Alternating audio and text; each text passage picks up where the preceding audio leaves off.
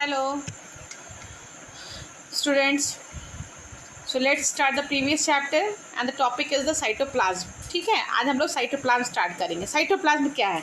It is a fluid. ठीक है, ये फ्लूइड है जो हमारे किसी भी सेल में प्रेजेंट होता है. इट इज़ अ फ्लूइड और सेमी फ्लूइड. ये फ्लूइड भी हो सकता है, सेमी फ्लूइड भी हो सकता है. प्रेजेंट कहाँ होता है? In between the nucleus and the plasma membrane. Nucleus और प्लाज्मा के मेम्ब्रेन के बीच में प्रेजेंट होता है, जिसके कारण बहुत सारे ऑर्गेनल्स जो होते हैं इसमें डूबे होते हैं. इसको हम लोग साइटोप्लाज्म कहते हैं. Under the free surface of the cell the cytoplasm is more viscous and ectoplasm. होता क्या है, सेल के अंदर भी फ्लूइड प्रेजेंट होता है, सेल के बाहर भी प्रेजेंट होता है. जो सेल के अंदर फ्लूइड प्रेजेंट होता है वो हाईली विस्कस होता है, जिसको हम लोग इक्टोप्लाज्म कहते हैं. ठीक है, और बाहर जो होता है उसको हम लोग एंडोप्लाज्म कहते हैं. साइटोप्लाज्म का कंपोजिशन क्या है? Cytosol, cell organelle, main composition है उसका. साइटोसोल क्या है? साइटोसोल जो साइटोप्लाज्म में लिक्विड प्रेजेंट होता है उसको साइटोसोल कहा जाता है. यानी उसमें जो पानी की मात्रा 90% पानी की मात्रा प्रेजेंट होती है. सेल ऑर्गेनल्स आर इंक्लूसिव, उसी में सेल ऑर्गेनल्स जो होते हैं वो डूबे होते हैं. साइटोसोल ऑल्सो कंटेन, साइटोसोल में जहाँ 90% पानी की मात्रा होती है वहाँ पे उसमें आयंस होते हैं, minerals, sugars, amino acid, nucleotides, enzymes, vitamin, gases, सब कुछ प्रेजेंट होते हैं. ठीक है, ये सभी ज़रूरी हैं हमारे सेल्स के बायोसिंथेसिस होने के लिए, यानी फंक्शन करने के लिए. साइटोसोल्स कंटेन वेस्ट मटेरियल. जहाँ पे वाटर मिनरल्स प्रेजेंट हैं वहीं पे साइटोसोल में वेस्ट मटेरियल भी प्रेजेंट होता है. साइटोसोल का मेन 5 फंक्शन है. पहला है it is a seat of metabolic process. ये वैसी जगह है जहाँ पे मेटाबॉलिक प्रोसेसेस होते हैं. It is the store house of raw material. जो भी प्रोसेस बायोसिंथेसिस प्रोसेस होने के लिए रॉ मटेरियल्स का रिक्वायरमेंट है वो स्टोर हाउस है उसका. It distribute the nutrients, metabolites and enzymes. साथ में ये सारे ऑर्गेनल्स को न्यूट्रिएंट्स, एंजाइम्स वगैरह सप्लाई करता है.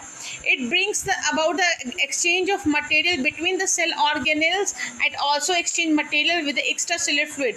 ये साथ में क्या करता है? एक्सचेंज करता है मटेरियल को. कहाँ से? सेल ऑर्गेनल्स से बाहर इन्वायरमेंट की ओर या बाहर इन्वायरमेंट से सेल ऑर्गेनल्स की ओर. ठीक है, साथ में स्ट्रीमिंग ऑफ साइटोप्लाज्म में matrix serves many functions. Cytoplasm में मैट्रिक्स प्रेजेंट होते हैं, दानेदार स्ट्रक्चर होते हैं जो कि वो खुद अपने आप में बहुत सारे फंक्शंस के रोल को प्ले करते हैं. उसके बाद है cell organelles. Every living cell has a plasma membrane around it to keep the cell content separated from the external environment. हर एक सेल जो होता है वह वो प्लाज्मा मेम्ब्रेन से घिरा होता है, जिसके कारण अराउंड इट, जिसके कारण सेल के जो कंटेंट होते हैं वो बाहर इन्वायरमेंट से सेपरेट हो जाते हैं. Various cellular activities occurring inside the cell involve a number of biochemical reactions, interactions of molecules and exchange of material.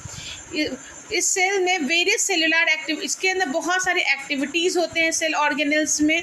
ठीक है, बायोकेमिकल रिएक्शंस होते हैं, इंटरैक्शंस होते हैं बायोमोलिक्यूल्स के बीच में, मटेरियल्स का एक्सचेंज भी होता है. These cellular activities occurs in various compartments within cell. ये सेलुलर एक्टिविटी जो होती है बहुत सारे छोटे छोटे कंपार्टमेंट्स में होती है. इनफैक्ट लार्ज और मोर इन्वॉल्व सेल्स और मल्टीसेलुलर ऑर्गेनिज्म. ठीक है, in fact large or more evolved cells of the multicellular organism have great deal of metabolic activities to support their complicated structure and functions. तो इसमें क्या होता है कि बहुत सारे सेल्स जो होते हैं मल्टीसेल्युलर ऑर्गेनिजम्स के, ये सपोर्ट करते हैं इनके फंक्शंस को. ठीक है, इसमें जो ऑर्गेनल्स होते हैं और सेल में क्या प्रेजेंट होता है? ऑर्गेनल्स होता है. यही ऑर्गेनल्स तो हमारे मेटाबॉलिक फंक्शंस को सपोर्ट करते हैं, होने में मदद करते हैं. Such cells have developed various membrane bound organelles. और हर सेल्स का अपना मेम्ब्रेन बाउंड ऑर्गेनल्स, मतलब हर ऑर्गेनल्स एक लेयर से कवर होता है विद इन देमसेल्स, उसके अंदर, जिसके कारण मेटाबॉलिक एक्टिविटीज़ जो होते हैं सेपरेट फ्रॉम ईच अदर, एक दूसरे से अलग अलग एक्टिविटीज़ प्ले करते हैं। यानी कि साइटोप्लाज्म में जितने ऑर्गेनल्स होते हैं सभी एक बाउंडेड मेम्ब्रेन से कवर हैं और अपना अपना एक्टिविटी करते हैं।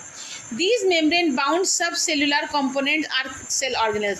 यही membrane bounded सब और cellular साइटो component जो है, स्ट्रक्चर जो है, ये सेल ऑर्गेनल्स कहलाते हैं, यानी छोटे स्मॉल ऑर्गन्स कहलाते हैं।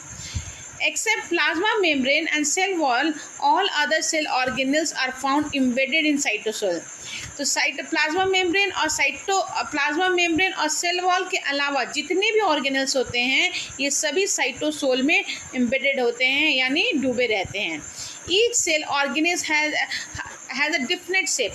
हर एक सेल का ऑर्गेनल का एक अपना डिफरेंट शेप होता है, अपना स्ट्रक्चर होता है, अपना फंक्शन होता है। These include plasma membrane. Plasma membrane में क्या क्या इंक्लूड होता है इसमें प्लाज्मा में, तो हर सेल ऑर्गेनल में कौन कौन से सेल ऑर्गेनल्स आए?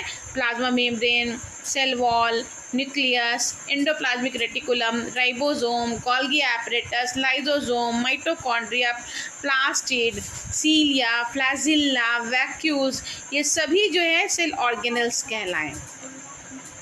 Presence of cell organelles in one of the feature is in the eukaryotic. तो यही ऑर्गेनल्स का प्रेजेंस होना नहीं ना होना ये फीचर है शो करने के लिए कि सेल जो है वो प्रोकैरियोटिक है कि यूकैरियोटिक है। ठीक है, we have already discuss plasma membrane, cell wall and nucleus in earlier chapter. हम लोग पहले ही पढ़ चुके हैं प्लाज्मा मेम्ब्रेन, सेल में वॉल और न्यूक्लियस के बारे में। अब आगे देखते हैं नए नए ऑर्गेनल्स को। तो सबसे पहले हम लोग देखते हैं एंडोप्लाज्मिक रेटिकुलम। एंडोप्लाज्मिक रेटिकुलम जो है वो साधारण माइक्रोस्कोप से नहीं देखा जाएगा, उसको देखने की आवश्यकता होगी तो हमें इलेक्ट्रॉन माइक्रोस्कोप की ज़रूरत पड़ेगी। इसका स्ट्रक्चर क्या होता है? ये एक नेटवर्क लाइक स्ट्रक्चर है। ठीक है, the endoplasmic reticulum is extensive network of intracellular membrane, tubes and vesicles. ये ट्यूब्स और वेसिकल्स से बना है। वेसिकल्स क्या है? Vesicles is a cup like structure which carry the material to and fro from the cell. Okay, vesicles that occupy most cytoplasm in almost eukaryote, और generally ये eukaryotic cells में ही पाया जाता है। The membrane of this system are lipoproteinic in nature. ये जो membrane होता है ये लिपोप्रोटीनिक नेचर होता है, यानी लिपिड और प्रोटीन दोनों को लाने ले जाने या सिंथेसिस करने का काम करता है।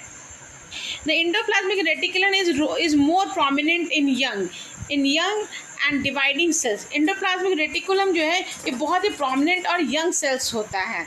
Dividing cells are compared as older, यानी कि ये ओल्डर की अपेक्षा ज़्यादा ये डिवाइडिंग सेल्स डिवाइड करता है। साथ में endoplasmic is more prominent in young में बहुत प्रोमिनेंट होता है ये। ठीक है, और वहीं पे जैसे ही ये ओल्डर होता चला जाएगा ये डिवाइडिंग करने की कैपेसिटी इसमें आ जाती है। It is absent in prokaryotic cells. Prokaryotic cells में ये जनरली एब्सेंट होते हैं। एंडोप्लाज्मिक रेटिकुलम दो तरह के होते हैं, एक होता है RER रफ एंडोप्लाज्मिक रेटिकुलम, एक होता है SER, एक होता है स्मूथ एंडोप्लाज्मिक रेटिकुलम। ठीक है, ये ट्यूब लाइक स्ट्रक्चर है। ट्यूब्स पे जब ग्रैन्युलर स्ट्रक्चर दिखते हैं तो वो होता है रफ एंडोप्लाज्मिक, यानी ग्रैन्युलर स्ट्रक्चर आ गया वो रफ हो गया तो उसको हम लोग RER कहेंगे, रफ एंडोप्लाज्मिक रेटिकुलम। वहीं पे जब राइबोसोम सिचुएटेड नहीं होते हैं नेटवर्क पे तो उसको हम लोग कहेंगे SER, स्मूथ एंडोप्लाज्मिक रेटिकुलम। आज के लिए इतना, कल इसको मैं दोनों को डिटेल करके पढ़ाऊँगी।